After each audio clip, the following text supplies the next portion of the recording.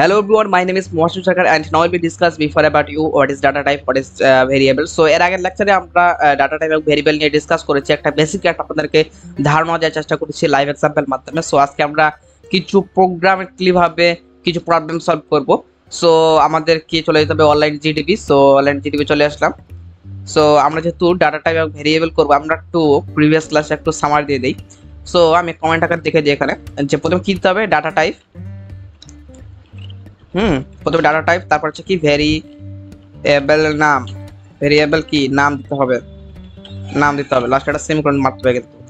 ওকে, so প্রথমে কি দিতে হবে, data type. So data type আমি দিলাম হচ্ছে ডাটা টাইপ কত ধরনের শিখলাম, ইন্টিজার, ফ্লোট, ভেরিয়েবল। সো আমরা প্রথমে ইন্টিজার দিয়ে শিখি। ইন্ট নামে একটা ডাটা টাইপ দিলাম, তার ভেরিয়েবল নাম দিতে পারি, আপনি ইচ্ছা মতো নাম দিতে পারেন। আমি দিলাম হচ্ছে মাই নাম্বার বা নাম্বার 1। ওকে, সো নাম্বার 1 দিলাম। এটা আমরা ইনিশিয়ালাইজ ডিক্লারেশন করলাম।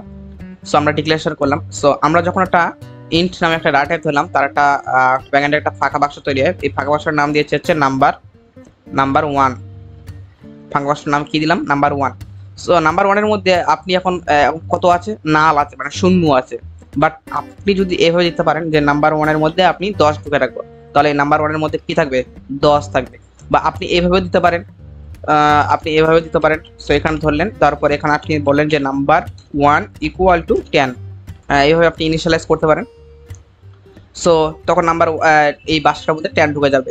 বুঝতে পারলাম। দেন আপনি কি আবার একটা ইন্ট ধরলেন, একটা ইন্ট নামে একটা ডাটা টাইপ ধরলেন, তার ভেরিয়েবল নাম দিলেন হচ্ছে নাম্বার 2।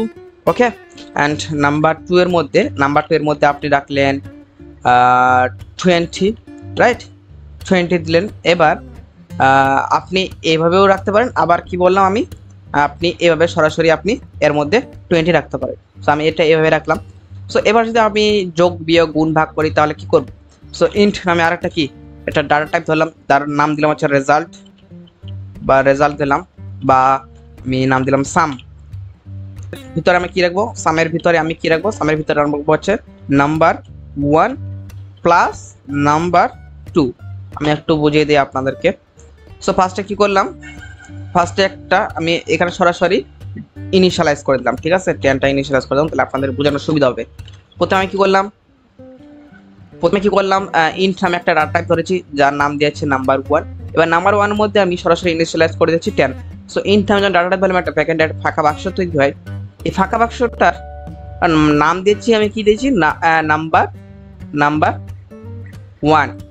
1 দিয়েছি। এবার নাম্বার 1 এর মধ্যে আমি কত রেখেছি, নাম্বার 1 এর মধ্যে আমি রেখেছি 10।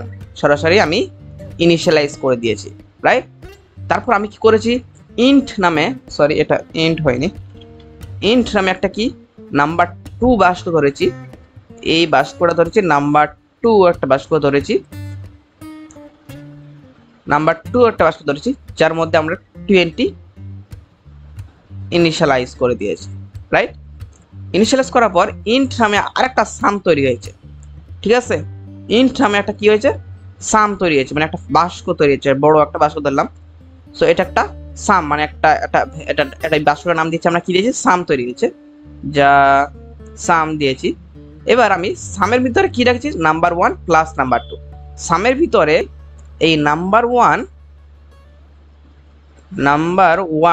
প্লাস নাম্বার 2, নাম্বার 1 এবং নাম্বার 2 দিয়েছি। এবার সামের ভিতরে যদি নাম্বার 1 এবং নাম্বার 2 থাকে, তাহলে নাম্বার 1 এর ভিতরে কত ছিল, 10। নাম্বার 2 এর মধ্যে কত ছিল, নাম্বার 2 এর মধ্যে 20। তাহলে রেজাল্ট কত হবে, রেজাল্ট হবে 30। সো এটাই আমরা এখন প্রিন্ট করব। ও প্রিন্ট এফ এর মাধ্যমে ডবল কোটেশনের মধ্যে আমি এখন দিতে পারি যে দ্য সাম ইজ % d দেবো। % d টা কেন দেবো একটু বোঝাচ্ছি। দেওয়ার একটা কমা দেবো, কমা দেওয়ার পর আমরা কার মানটা প্রিন্ট করবো, আমরা সামের মানটা প্রিন্ট করবো, কারণ সামের মধ্যে নাম্বার 1 নাম্বার 2 ঢুকে আছে। তো সামের নাম্বার 1 নাম্বার 2 এখানে প্লাস করবে, প্লাস করে এই ভেরিয়েবলের মধ্যে রাখবে। সো আমি এখন কি করব, সামটা এখানে প্রিন্ট করে দেবো, রাইট। এবার % d কি এটা একটাই বোঝাই। এখানে আমরা W3 আসলে এটা হচ্ছে format specify. So format specify হচ্ছে, ধরেন ইন্টিজারের ক্ষেত্রে কি ব্যবহার করা হয়, %d, যেমন দেখা যাচ্ছে ইন্টিজারের ক্ষেত্রে ফরম্যাট স্পেসিফাই হচ্ছে %d, ফ্লোটের ক্ষেত্রে %f, ঠিক আছে। তারপর ক্যারেক্টার ক্ষেত্রে %c। সো এটা হচ্ছে ফরম্যাট স্পেসিফাই, মানে হচ্ছে কোনো কিছু প্রিন্ট করার জন্য, যেমন ইন্টিজার আপনি প্রিন্ট করবেন তো তার জন্য আগে দিতে হবে %d, যে এটা ইন্টিজারের এটা হয় একটা ভেরিয়েবল ডাটা টাইপ হয় একটা, তো তার জন্য এটা %d দিতে হবে, প্রোগ্রামকে বোঝানোর জন্য এটা %d দিতে হবে, ঠিক আছে। এবার যদি আমরা সিলেক্ট করি সি ল্যাঙ্গুয়েজ, এখন যদি আমরা রান করি তাহলে আমরা বুঝতে পারবো যে কি হচ্ছে, দ্য সাম ইজ কি হচ্ছে 30। সো আমি এখানে একটু স্পেস দিয়ে দিই, তাহলে বুঝতে পারবো একটু, the some is 30। Okay, and so এই ছিল আজকে আমাদের বেসিক একটা ভিডিও, বাট আরেকটু আমরা ক্লিয়ার করে দিই। দেখুন এখানে নাম্বার 1 এর ভিতরে আমি কত রেখেছি 10 রেখেছি, নাম্বার 2 এর মধ্যে আমরা কত রেখেছি 20 রেখেছি, আবার ইন্ট নামে একটা কি ধরেছি সাম, মানে একটা ভেরিয়েবল নাম দিয়েছি। সামের ভিতরে কত রেখেছি, সামের ভিতরে আমরা 10 + 20 রেখেছি, এবং 10 আর +20 প্লাস হয়ে কত হবে 30। আমি এটা সরাসরি আমি এভাবে না দিয়ে, সরাসরি ডিক্লারেশন না করে আমি সরাসরি এখানে ইনিশিয়ালাইজ করে দিতাম যে ইন্ট নামে একটা ডাটা টাইপ যার নাম দিতে সাম, সামের মধ্যে কি রাখো নাম্বার 1 এবং নাম্বার 2। ওকে ওকে, এই ছিল আজকে ভিডিও ভালো লাগলে লাইক পারেন, বন্ধুদের সাথে শেয়ার করতে পারেন।